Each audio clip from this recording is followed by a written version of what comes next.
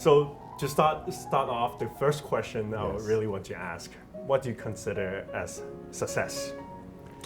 You know, everybody measures success differently. You know, people set their goals high, some set low.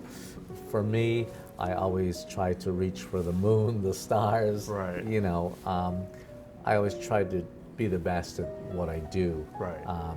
Do it with a style.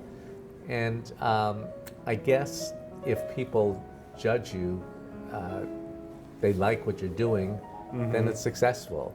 Right. If they don't like what you're doing, it's not successful. Uh-huh. And so, although you can set your goal very high, you have to have people to buy into your vision, to buy into what it is that you're trying to do. And that's basically the way I've always measured success. In the past, you mentioned about world class, First being class, first yes, class and yes, world class. yes. How do you define being, in first class? As an entrepreneur, or even not an entrepreneur, in life, it's easy for me to equate, I fly so much, to first class, business class, economy class.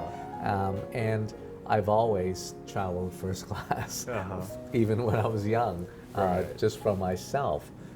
I always believed that if someone else can do it, why can't I? Why should they sit in first class and not me?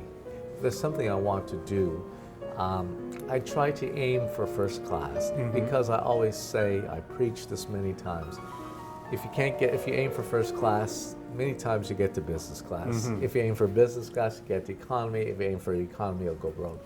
So set your standards, even if you're in school, even Right. if you're taking an exam, try to be the best. Try to really outdo everyone else. And once you do that, your marks will be somewhere up. It might not be the best, but Right. it'll be somewhere up there. I remember 10 years ago when I first met you, Yes. you told me that you have 26 companies from letter A to letter Z. Yes. Do you still own the 26 companies or you have more? It's outnumbered. I mean, today I don't really look at I see. all the different companies that I have. I'm involved in so many different businesses, as well as government, theme Right. parks, West Kowloon. I go from one industry to another, to another, to another. I lead a very interesting life. Everything I do has to be creative. Right. I love creativity. I love creating things. Making things, taking something that's normal and giving it a twist, making it better.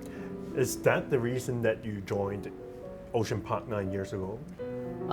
At the time, I had never been to Ocean Park, and the government was worried because Disney was coming to Hong Kong, and Mr. Tung Jiwa at the time was the chief executive, and the government didn't know what to do with the park. Some people said close the park, some people said keep it open, some people said move the park. The government was confused. Right. And so they asked me, Mr. Tung called me and asked me if I would come and see about what to do, give them some suggestions, and then twisted my arm to become the chairman of Ocean Park. But when I first came here, there was something I saw, the park was totally different. It was Right. falling apart. It looked like it was going out of business. If you move the site, you're crazy. Don't move the site because it's on a hillside. The public doesn't know that a hillside is difficult or operating in certain parameters are difficult. But make it your benefit. Look at it in the positive light, not the negative light. Right. And I said, no other theme park in the world has what Mother Nature gives us here for free.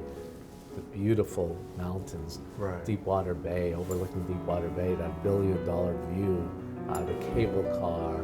If you move it to flat land, like some people suggested, I have to create fake mountains, fake water. That's true. Here Mother Nature gives it to me for free. There's not enough money to recreate what you get here for free. So the thing was to keep the park and keep it where it is. And so I decided at that time, with government support, I would take up the job, not knowing that 10 years later I'd still be here. It's normally government likes you to move on after 6 years. Right. It's a guideline, not really a must rule. I've been here now going on 10 years. We've redone the the master development plan. We finished it. You know, no one in theme park world, we're big news. Is Water World coming back? Yes, this is What another was the idea that idea? I had. Well, because, you know, everywhere, every time I walk out in the street, people always stop me. Oh, why can't you bring back Water World? Why can't you bring back Water World? So I broached the subject to government, and I could see there was a good acceptance because I knew government people also grew up with Water World. And I'm about to go to LegCo to finish the financing for it. But the idea is to make it very, very special. Do it in the Taichuan area, and have an indoor park with a wave. Now we have all the technology, latest technology, wave pool, shows at night, restaurants, overlooking Deepwater Bay, sandy beach, inside, so it's all weather. Also, outside where the flamingos are around the area, we're going to have also great slides. So if the weather's really nice, you can go outside and slide inside and really have a long run. I think there won't be anything like it in the world when we're finished with it. So we're just in the final process of getting the approvals, and hopefully we can go ahead with it, and I think it'll be very exciting for Hong Kong. Great, that's great. So we continue being in Ocean Park? I would like to, but obviously it's not my decision. It's something that the government has to decide. You know, I mean, I'd love to stay on. I work very well with the staff here, the management.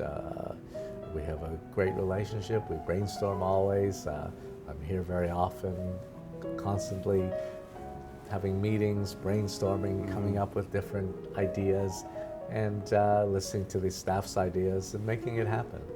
Personally, I admire you a lot.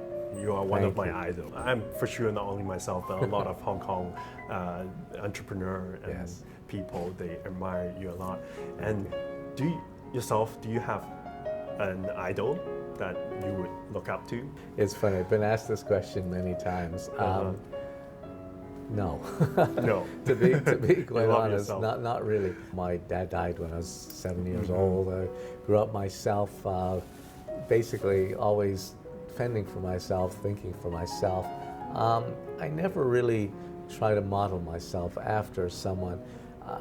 You know, I know almost every famous person in the world. I've been with them, whether it's presidents, whether it's prime ministers, whether it's entrepreneurs. At some point in my life, I feel very gifted